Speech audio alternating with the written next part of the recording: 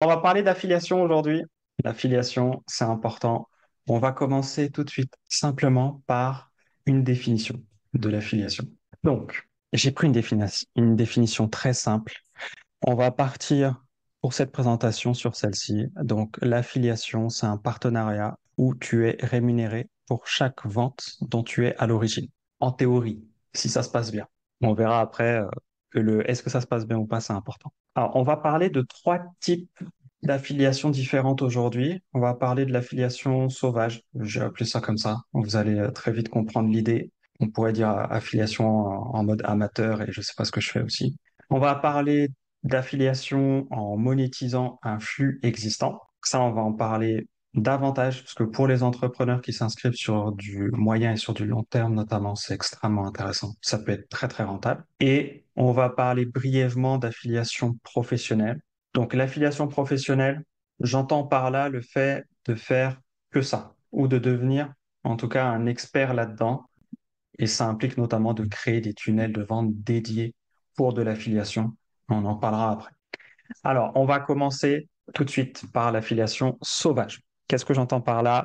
C'est vous tombez sur un site qui vous dit que, en gros, si vous partagez le logiciel Y, vous allez gagner 20% de commission sur un an à chaque fois que quelqu'un l'achète grâce à vous, parce qu'il est venu avec votre lien d'affiliation. Vous n'avez jamais fait d'affiliation de votre vie. Vous vous dites, bah, je vais faire ça, je vais partager. Et là, je vais parler de deux cas de figure. Premier cas de figure, vous le partagez vite fait sur votre mur Facebook ou en story Instagram, si vous pouvez mettre des liens, etc. Et vous voyez si ça marche ou pas. Si ça marche, vous êtes content, vous avez peut-être fait 10, 20, 50 euros une fois. Et voilà. Et puis, si ça marche pas, vous vous dites, bon, bah, ça marche pas, je passe à autre chose. Et vous faites rien de spécial de plus. Donc, forcément, quand on agit comme ça, c'est pas très, très efficace. Il y a beaucoup de gens qui font de l'affiliation comme ça. Ils disent, je vais tester. Ils font que ça. Genre, ils font un post, ils regardent. Un peu comme s'ils étaient timides, qu'ils osaient pas trop le faire vraiment. Et puis, souvent, ça marche pas quand même quand on fait que ça. Et du coup, ils arrêtent, ils disent, l'affiliation, ça marche pas pour moi. Et c'est tout, quoi. Donc, c'est vraiment le niveau amateur, niveau zéro de l'affiliation.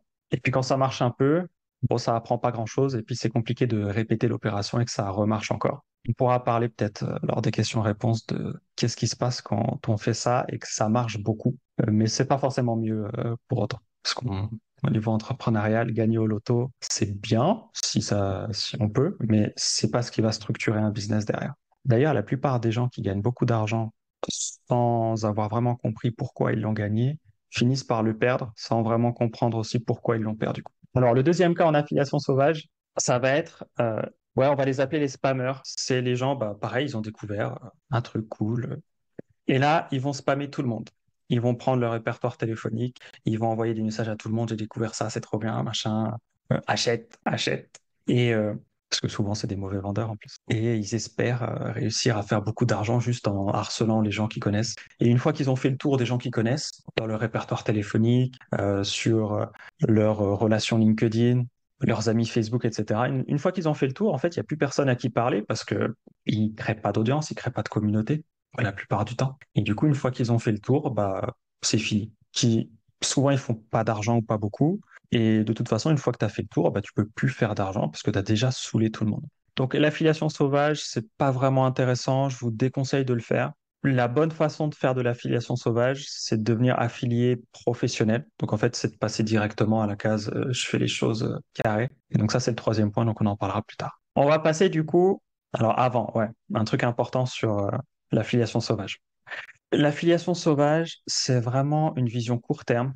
Il y a peu de chances de succès et ça revient à avoir des œillères. Parce que cherchez pas trop à comprendre comment ça se passe, etc. Vous poussez juste le truc en espérant que ça marche quand vous le poussez vraiment, ce qui n'est pas toujours le cas. Et bon, si ça marche, ça va pas durer longtemps.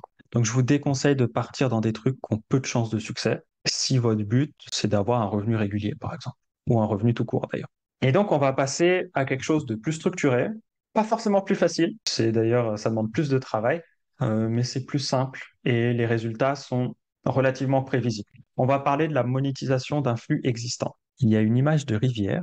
Ça commence à être une rivière sympa. On se rapproche du fleuve tranquillement. L'idée, c'est quoi? C'est que vous pouvez voir la rivière comme le flux. Ok, donc vous avez, là, c'est de l'eau qui passe régulièrement. En entrepreneuriat, on parle plus d'un flux de personnes qui passent. Donc, typiquement, des gens qui vous découvrent sur Instagram. On va prendre l'exemple d'Instagram. Si vous avez régulièrement de nouveaux abonnés, parce que vous faites des posts qui ont une portée qui fait qu'il y a des nouveaux abonnés, vous avez du flux entrant régulier. Et donc, c'est un peu comme si vous aviez une rivière. Et donc, ce flux entrant, vous pouvez en faire quelque chose. Si on continue sur l'image de la rivière, si vous avez une hydrolienne, donc un truc qui fait de l'électricité en le mettant dans l'eau, quoi, si vous le mettez dans votre rivière qui vous appartient, le flux de la rivière va créer de l'énergie.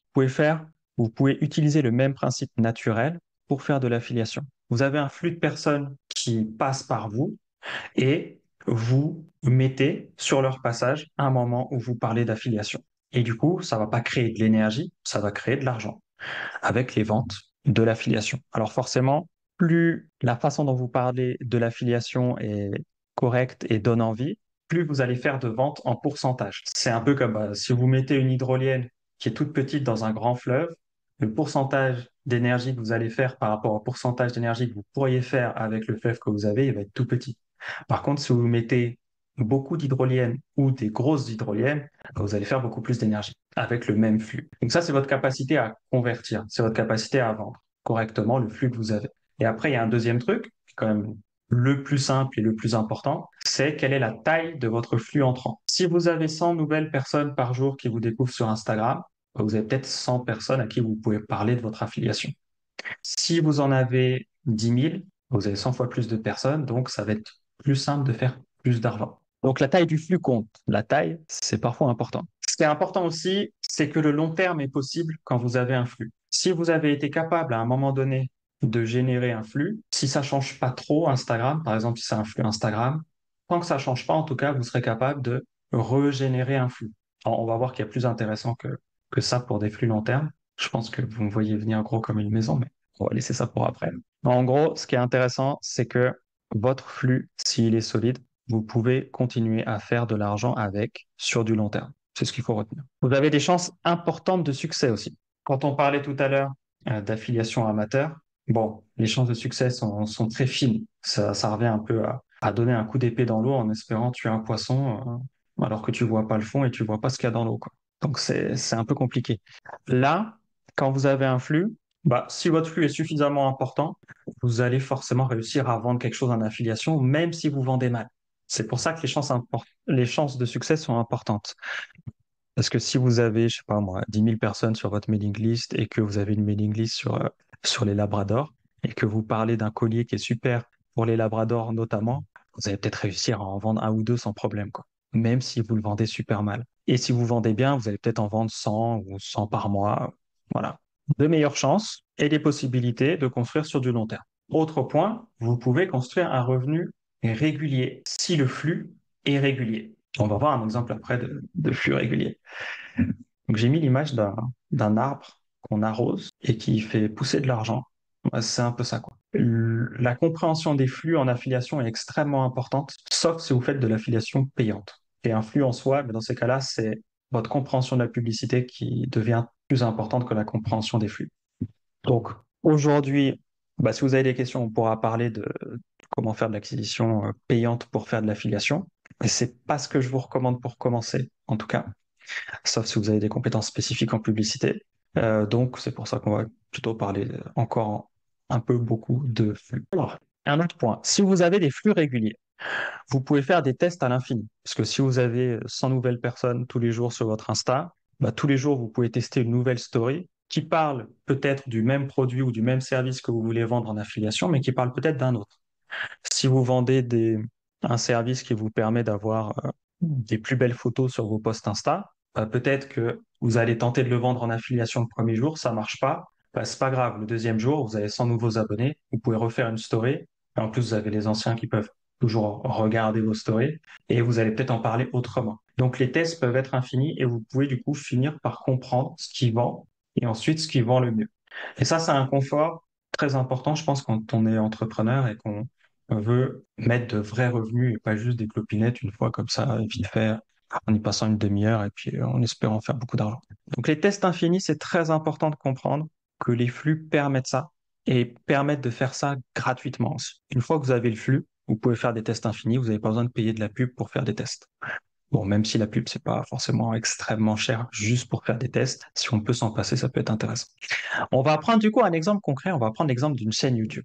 Si vous avez une chaîne YouTube, le schéma classique, ça va être de se dire, OK, je veux vendre des trucs en affiliation. Ou alors, j'ai une chaîne YouTube et je veux la monétiser au-delà de juste la monétisation YouTube. Vous le prenez dans un sens ou dans l'autre, ça dépend de votre situation personnelle. Et vous allez vous dire, OK, la chaîne YouTube, déjà, est-ce qu'elle fonctionne? Si elle fonctionne, donc s'il y a un flux régulier de gens qui regardent vos vidéos, eh ben, vous avez du trafic gratuit que vous pouvez rediriger où vous voulez. Par exemple, vers un endroit où vous récupérez des mails. Que ce soit en donnant un lead magnet, donc un infoproduit gratuit, un e-book, une info, mais il faut donner son mail pour avoir l'info, une newsletter, mais du coup, il faut s'inscrire pour recevoir la newsletter. Donc, peu importe, vous allez récupérer des emails. Et ensuite, une fois que vous avez récupéré les emails, bah, vous pouvez parler de services ou de produits que vous aimez bien, si possible en rapport avec le sujet de base pour lesquels les gens ont donné leur email, qui si possible doit être en rapport aussi avec le sujet de votre chaîne YouTube. C'est plus simple pour récupérer des emails aussi. Et donc vous allez, bah, par exemple, si vous avez une chaîne YouTube sur les Labradors, vous allez peut-être proposer une newsletter avec des infos sur les Labradors régulièrement et du coup, peut-être derrière des offres en affiliation sur bah, comment accueillir un Labrador chez soi. Il y a un cours génial, c'est peut-être pas vous qui l'avez fait, et ben vous le vendez quand même parce que vous avez trouvé un partenariat en affiliation avec la personne qui le propose et vous touchez une commission à chaque fois qu'il y a une vente qui arrive par chez vous. Donc ça, je vais dire que c'est la base en fait, hein. C'est une façon simple de faire de l'affiliation. Je vais vous donner un exemple. Euh, sur ma chaîne YouTube, du coup, j'ai parlé essentiellement d'intelligence artificielle en 2023. Je suis passé de 500 à 5000 abonnés et j'ai fait surtout une stratégie de récupération d'emails. Donc, c'était pas optimisé sur l'affiliation. Donc, en récupération d'emails, j'ai récupéré un peu plus de 1000 emails sur l'année. Ça fait un abonné sur 5 qui a donné son mail, donc c'est plutôt cool. Et au niveau de l'affiliation, j'ai dû faire à peu près 2000 € en affiliation sur l'intelligence artificielle avec les gens qui ont donné leur mail sur la newsletter sur l'intelligence artificielle. Donc en gros, un mail, ça m'a rapporté 2 € sur l'année en affiliation. Et je ne vais pas vous noyer avec des chiffres, je vous en donne un dernier. Ma chaîne YouTube, fin 2023, rapportait 100 € par mois. Donc à peu près 1000 € par an. Bon, elle n'était pas monétisée au début de l'année, mais vous voyez l'idée. Donc en gros, j'ai gagné au moins 2 fois plus en affiliation qu'avec la monétisation YouTube. C'est pour ça que ça peut être intéressant pour compléter. Et ça, c'est sans se prendre la tête, c'est juste en envoyant 2, 3 mails aux gens sur des offres affiliées parmi tous les mails de newsletter. L'avantage de YouTube, enfin de l'affiliation avec votre chaîne YouTube et votre liste email que vous créez avec votre chaîne YouTube notamment, c'est que une fois que vous avez votre chaîne YouTube qui tourne, vous faites votre chaîne YouTube pour d'autres raisons. Que ce soit pour bah, parler de votre entreprise, vous mettre en avant, vendre vos services, vos produits, que ce soit pour développer votre notoriété. En réalité, dans tous les cas, vous développez votre chaîne YouTube, que vous fassiez de l'affiliation ou non. Donc, greffer de l'affiliation dessus, ça va être juste bah, préparer un mail ou deux, ou trois, ou une séquence de mails en fonction. C'est pas ça qui va vous prendre le plus de temps. Donc, c'est vraiment simple, c'est de l'envoi de mail et c'est peu chronophage puisque bah, c'est de l'envoi de mail. Alors après, là, on reste sur l'exemple de YouTube, mais évidemment, vous pouvez le faire avec énormément de choses. Mais YouTube, j'aime bien. Pour finir sur YouTube et sur l'affiliation liée à un flux que vous avez, si vous captez que si vous avez suffisamment de monde, vous pouvez faire un revenu sans gérer les services et les produits vous-même en faisant de l'affiliation, en fait, vous captez que vous épargnez le support client, vous vous épargnez la vente à proprement parler si vous êtes dans une affiliation qui vend bien d'elle-même. Par exemple, si vous vendez en affiliation un logiciel qui fait des sous-titres automatiques en intelligence artificielle, c'est un des trucs que j'ai vendu pas mal en affiliation en 2023, par exemple. Ce logiciel, quand je vais en parler en affiliation, je vais dire, il y a un logiciel qui fait ça, allez checker. Je ne vais pas le dire exactement comme ça, mais c'est vraiment l'idée. L'idée est toute simple. Et après, c'est la personne qui développe le logiciel qui a optimisé sa landing page, donc sa présentation, sa vente, pour que quand il y a des gens qui arrivent, ça vende un maximum. Donc, on n'a même pas forcément besoin d'être un bon vendeur. Il nous suffit d'avoir du lien avec notre audience ou notre communauté, de les ramener à un endroit où ça peut les intéresser. Et après, normalement, à cet endroit, il y a une entreprise qui a travaillé sa vente, son marketing et qui va être capable de vendre avec un bon taux de conversion puisque c'est son travail. Et derrière, ouais, pas de support client, pas de gestion du service ou du produit, pas de mise à jour, pas de maintenance. puisque vous faites que ramener des clients et c'est l'entreprise qui s'occupe de tout derrière. Ça, c'est quand même un confort énorme. Ça permet notamment de diversifier vos revenus facilement. Alors maintenant, on va passer à l'affiliation professionnelle. Si jamais ça vous intéresse un jour de faire de l'affiliation professionnelle, donc de se dire, OK, je vais vraiment créer un revenu spécifique lié à ça, là, ça peut être intéressant de vous dire, OK, déjà, s'intéresser à la publicité, réussir à avoir des publicités rentables pour vendre plus de choses en affiliation pour arriver à d'autres niveaux de revenus encore par rapport aux moyens que vous auriez juste avec les flux que vous avez. Avec la publicité, vous pouvez amplifier et passer à d'autres niveaux. Ce qui est intéressant aussi, c'est que à la fois c'est plus complexe, beaucoup plus complexe de devenir affilié professionnel, parce que ça demande de créer des tunnels de vente dédiés, etc. Mais à la fois, on peut gagner beaucoup plus, parce qu'il n'y a pas beaucoup de concurrence dans ce domaine-là, parce que c'est très technique. Je vais vous donner un exemple tout simple. Déjà, pour créer un tunnel de vente qui vend et qui va aider à la vente comparé à juste ramener sur la landing page du service ou du produit que vous voulez vendre en affiliation, il faut beaucoup de compétences pour créer un tunnel de vente qui vend plus. C'est possible, mais il faut beaucoup de compétences. Ensuite, si vous voulez perdurer, et je terminerai là-dessus parce que il y a beaucoup de détails là-dedans, si vous voulez perdurer en affiliation professionnelle, il va falloir être capable soit de créer des tunnels de vente rapidement, parce que s'il y a une offre en affiliation qui ne se fait plus, parce que, je sais pas, la personne arrête de faire de l'affiliation, ou alors le service meurt, ou l'entreprise meurt, donc elle fait plus d'affiliation par définition, eh ben, il va falloir être capable de recréer d'autres tunnels de vente pour vendre autre chose en affiliation. Ou alors, il faut avoir créé ces tunnels de vente de manière à ce qu'ils soient adaptables à d'autres produits de la niche. Par exemple, si vous vendez des colliers pour chiens, si l'entreprise qui vendait le collier que vous proposiez n'existe plus, est-ce que votre tunnel de vente est fait d'une telle façon que vous pouvez proposer un autre collier rapidement? Ou est-ce qu'il faut refaire entièrement votre tunnel de vente? Ça va aussi différencier votre efficacité en tant qu'affilié professionnel. Bon, je ne veux pas être plus long là-dessus. Je suis pas sûr que vous ayez beaucoup d'envie de faire ça là tout de suite, en tout cas pour ceux qui sont là en live. Donc, mais s'il y a des questions, on pourra en parler. Alors maintenant, on va passer au quatrième point, qui est le point, je pense, le plus important une fois qu'on a compris les bases de ce qu'est l'affiliation, c'est de sélectionner une bonne offre en affiliation. Les bonnes offres, c'est relatif à plein de trucs. Donc encore une fois, je ne vais pas être très très précis, mais je vais quand même vous donner des points clés. Si vous êtes dans un marché où il y a beaucoup de marge, par exemple la chaussure, on est sur 80% de marge. Si vous achetez une chaussure à 100 euros, il y a 80 euros de bénéfice pour la boîte qui vend la chaussure. Voilà. Donc là, il y a des marges importantes. Si vous faites de l'affiliation de chaussures et qu'on vous donne que 10% de commission à chaque fois que vous aidez à vendre une chaussure, c'est vraiment pas beaucoup vu qu'il y a 80% de marge. Pareil, si vous êtes dans de l'affiliation de logiciels, les logiciels souvent ont des marges importantes, au-delà de 50%. Donc souvent, enfin ouais, bien au-delà de 50%, c'est un peu comme la chaussure d'ailleurs. Souvent. On arrive même parfois à des 99% si on compte pas les besoins en fonds de roulement, etc. Donc là, on va dire que souvent, ce qui se fait, les bonnes affiliations dans du logiciel, on est au moins à 30% et si possible à 40% sur des affiliations récurrentes, puisque les logiciels, les gens payent tous les mois, en tout cas pour certains logiciels. Et donc, vous pouvez avoir, par exemple, 40% à vie tant que la personne est cliente grâce à vous du logiciel. Donc ça, souvent, c'est des bonnes affiliations. Et on va dire que si vous êtes à 10 ou 20% et puis que ça se termine dans un an, bon, c'est pas forcément extrêmement intéressant, quoi. Après, il n'y a pas de vérité absolue. C'est aussi en fonction de votre situation. Si vous avez un logiciel qui est aligné à 100% avec votre communauté, vos valeurs et ce que recherchent les gens dans votre communauté et qu'ils seraient tous prêts à l'acheter et que vous n'avez que 10% de com sur 2 mois et qu'à côté vous avez un autre logiciel avec un meilleur système d'affiliation mais qui va être dur à vendre et vous n'êtes même pas sûr d'en vendre vraiment beaucoup, etc., c'est peut-être plus rentable de vendre le premier que vous allez vendre beaucoup. Donc, c'est aussi situationnel.